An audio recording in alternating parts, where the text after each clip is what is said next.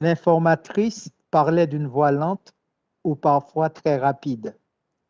Elle mélangeait le créole et le français, le mot vulgaire, le mot précieux, le mot oublié, le mot nouveau, comme si à tout moment elle mobilisait ou récapitulait ses langues. Elle avait des périodes de voix pas claires, comme certains grands conteurs. Dans ces moments-là, ses phrases tourbillonnaient au rythme du délire et je n'y comprenais acte.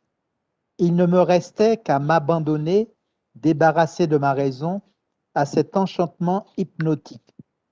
Parfois, elle me demandait de rédiger telle quelle certaines de ses phrases, mais le plus souvent, elle me priait d'arranger sa parole dans un français soutenu, sa passion fétichiste.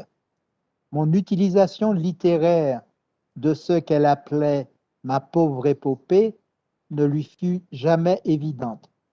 Elle en avait une haute idée, mais elle en percevait nullement l'esthétique.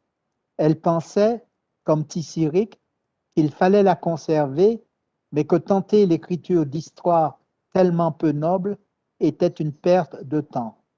Néanmoins, elle se prêta de bon gré aux exigences de mon travail, et même lorsque j'entrais en contact avec le Christ dont elle m'avait parlé, un urbaniste de la mairie de Fort-de-France, d'une grande civilité, appréhendant l'envie en créole visionnaire, qui m'expédia de précieuses notes, elle me parla toujours avec la même franchise d'elle-même, de son intimité, de ses chairs, de son corps, de ses amours, de ses larmes, le tout mêlé à la vie de mon esternum et de son idoménée et balisant d'un cœur à vif l'histoire de Texaco.